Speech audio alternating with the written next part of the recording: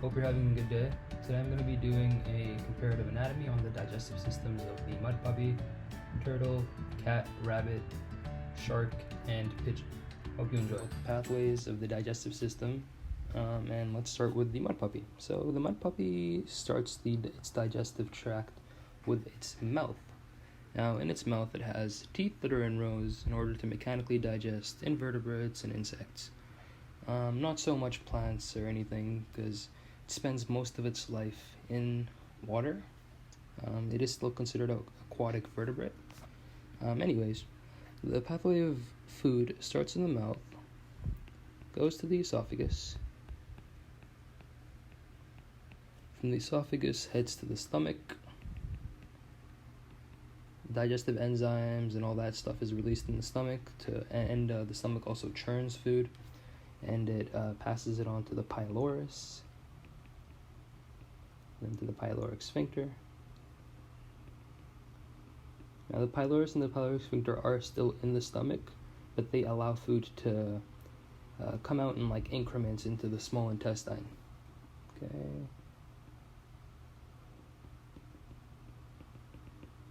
Alright, so from the small intestine, food heads to the large intestine, also known as the colon.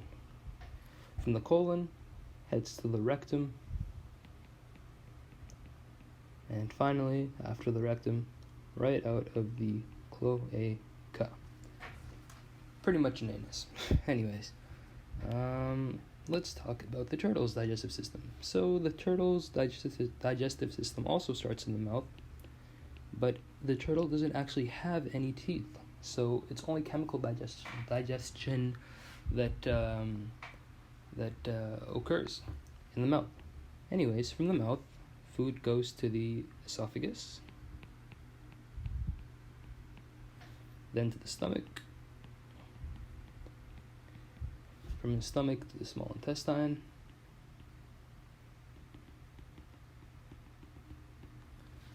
then from the small intestine to the cecum, we'll talk about in a bit.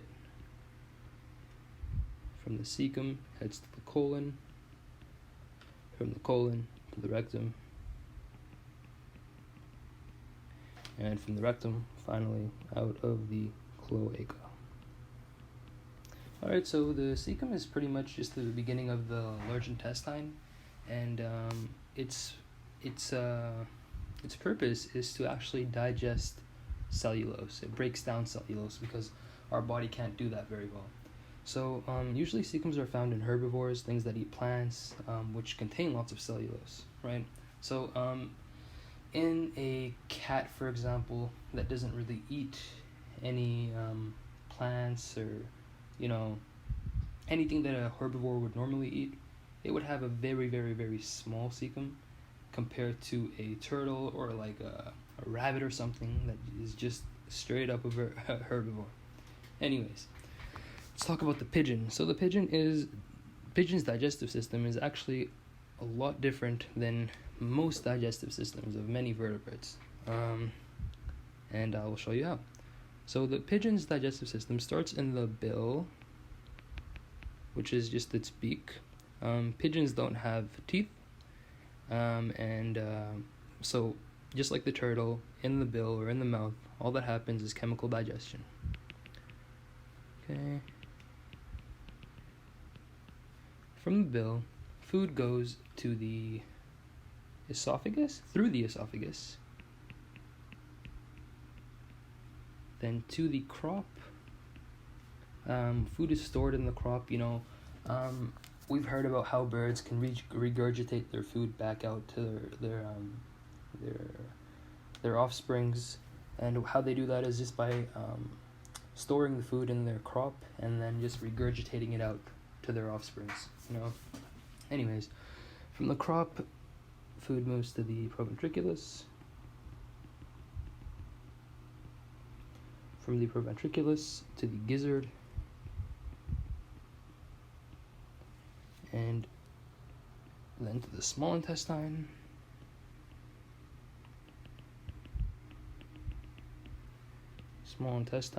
to the colon,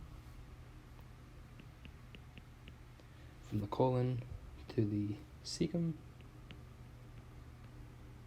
Their cecum is actually colic, and then from the cecum out of the cloaca. Alright, we haven't actually talked about small intestine, so pretty much there's a whole bunch of functions that the small intestine does, but one of the main things that it does is it actually has bile that's made in the pancreas, and what happens to that bile is it's deposited in the duodenum of the small intestine, which is just the beginning of the small intestine, and it breaks down fat, emulsifies fat. Okay, the proventriculus and the gizzard are pretty much the pigeon's equivalent to a stomach in humans. So the proventriculus just kind of sets food up for digestion, and then the gizzard has the gizzard actually doesn't actually churn the food like in other vertebrates, but the gizzard actually has like these little like grits, like sand particles kind of, that the bird actually eats beforehand, and it's deposited in the gizzard, and all that sand and those like these little hard crystals that the bird swallows and deposits in its gizzard, actually that's what churns the food and breaks it down. And yeah, let's talk about the rabbit and the cat.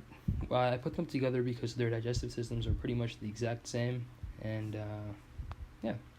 Anyways, let's begin. So food starts in the mouth. Mechanical and chemical digestion. Then it goes to the esophagus. From the esophagus to the stomach. Stomach to the small intestine. Now, from the small intestine it goes to the colon. Okay. From the colon it goes to the cecum to the rectum through the out of the anus. Oh, oops, I forgot to change the color for that one. But anyways, in a rabbit you would see a very large cecum because they are complete herbivores, and in a cat you would see a very, very, very small cecum relative to the rabbit. Anyways, now let's look at the shark. In the shark, food enters through the mouth. Now, shark have very sharp teeth because they actually tear their food into like large increments and then swallow it. They don't actually chew their food, which is why they have very sharp teeth. Anyways, from the mouth, heading to the esophagus to the stomach to the small intestine,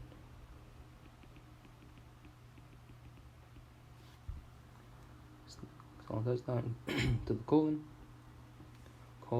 to the rectum, and then rectum to the cloaca. Now, in all vertebrates, you would see a trend in the small intestine having a small little microvilli that can increase the surface area of the small intestine to take in more food. And in things like a shark and the mudpuppy, you would see, more so in the shark, you would see rejay that would also increase the surface area of of food in the stomach, the stomach for food, sorry. And yeah, what else do I want? I also want to mention that rabbit chew their food a lot, because they're eating plants and grass and all that stuff. So they want it to be really, really, really like broken down before it enters the stomach, so it can be like the cellulose can be absorbed by the cecum. And which is what. So the rabbit has cheek teeth, mainly cheek teeth, and the cat has canines, because they eat meat. They're omnivores, and yeah, that's another difference between the rabbit and cat. But other than that, the pathway you see right now is the same pathway that both of them share. And yeah, I hope you guys enjoyed the video. I know it was the best video, but hopefully you guys learned something. This is my first video, and first of many, hopefully. If you guys need any help with your coursework, if you guys want me to go over something for you, if you guys can just leave that in the comment section, and I'll go over it very soon, maybe 1 to 2 days. And yeah, have a nice day. Bye.